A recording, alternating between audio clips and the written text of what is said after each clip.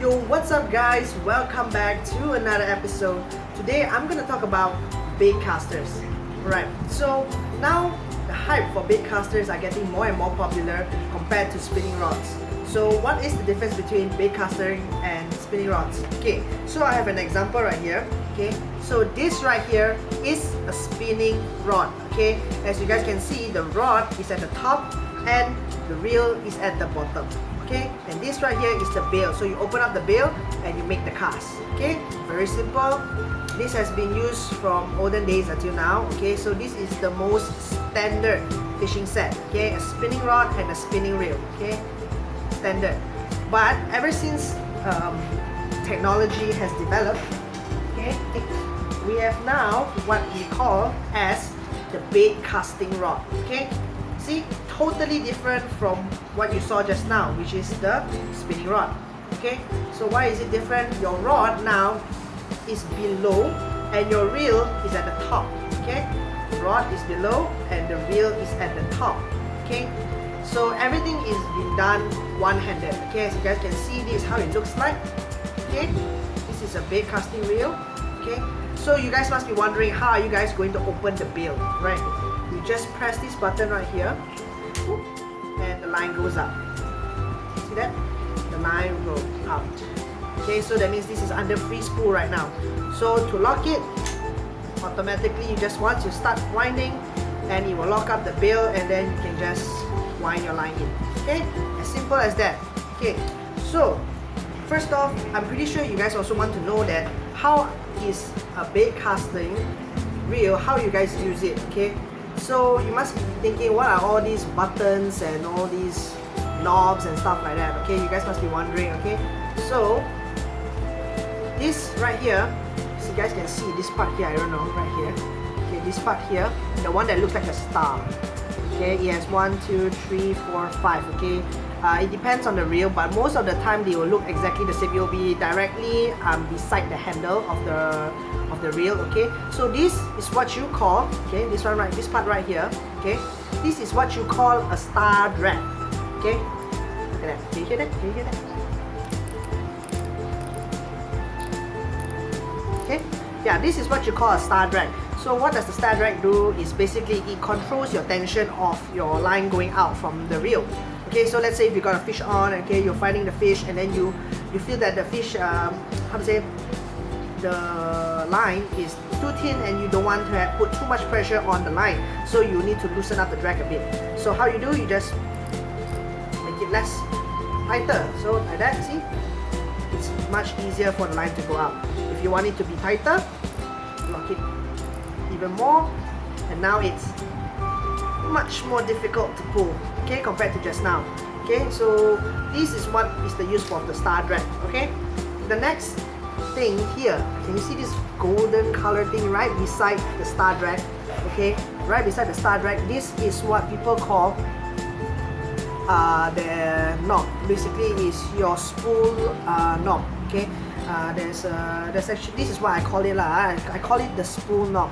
So the knob for the spool is right here. So what it does, it controls your casting. Okay, so let's say if you're putting a heavy lure over there, you can close your knob, okay, to a point whereby you can cast without your thumb being on the spool, and it doesn't cause a backlash. Okay, so that one, then you know that it's already optimum already. It's the best already. Okay, but it also can help you cast lighter lures. So if you want to cast lighter lures, you need to use more of your thumb, and also you can release your spool knob a bit and make sure when you cast it, you make sure you have that thumb control, and then your lure shouldn't fly, like, you know, the accuracy will be off, or you know, the spool will be backlash.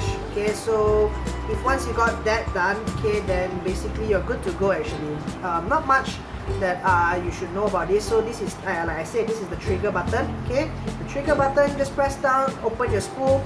Once you start reeling in, it will automatically lock and then the line will start going in. Okay, right, so basically that's all you need to know about bait casting rod and reel. Okay, so now let's head over downstairs and I'm going to show you the tips and techniques to cast your bait casting rod. Alright, come, let's go. Alright, So let's go through the things that you will need to set up your baitcaster. So firstly, you of course need your baitcasting rod. Alright. Next, you will need your baitcasting reel. And lastly, the lure of your choice. And you're good to go.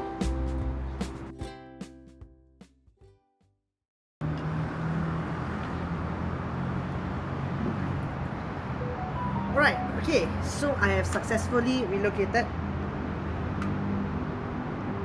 Alright, so I've successfully relocated to my swimming pool area. Okay, so as you guys can see behind me is an open area. Okay, there's an open area behind me, so I can show you guys the casting there. I cannot cast the lure into the pool because the pool is closed because it's MCO. Let me show you my setup. Okay, so nothing too fancy. Okay, it's just a soft plastic, okay, with a swivel. Don't worry, there are no hooks, so no one will get injured, and also there is no weights on it, so I won't go around breaking any windows when I cast it. Okay, so don't worry about anything. Okay, so let's not waste any time, and let me show you the first casting method, and hopefully I don't get scolded by the guard. Come, let's go.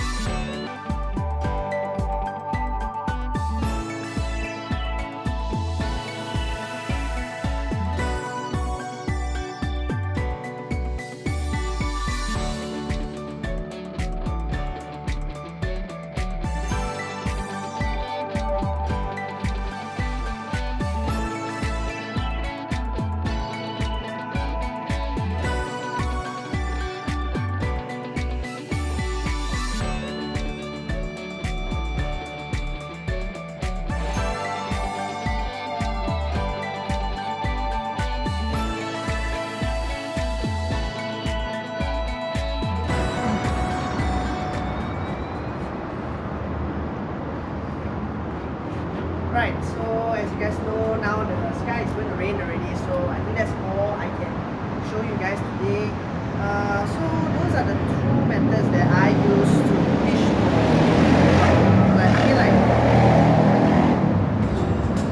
those are the two methods that I use for casting, and I think this is really useful for beginners, especially to those that are just trying to get into bait casting. So those two techniques are really useful and also can really help you guys improve so that in the future you guys can be much more skillful. But these two methods are very important for you guys to go and try out and master. I'm going to come up with another video, okay, whereby I'll show you guys more on the casting, okay, more advanced casting and like the way to throw it, okay. So that's all for today, and I hope you guys like the video, and please like, share and subscribe, and stay tuned for more fishing videos. Right, peace. Alright, so for those of you that want to find out what happens if you do not control your casting with your thumb, or you did not set the correct settings, yeah, this is what happens. This is what we call as bird nest. As you guys can see, the line is, yeah, look at that. Basically the line is like a bird nest. Yeah, so this we can quickly I'll try to solve this as quickly as possible. If not, then I have to cut the line, because yeah, it looks pretty bad. Okay, this is the first time that this has ever happened to me. I'm gonna have a fun time trying to untangle this.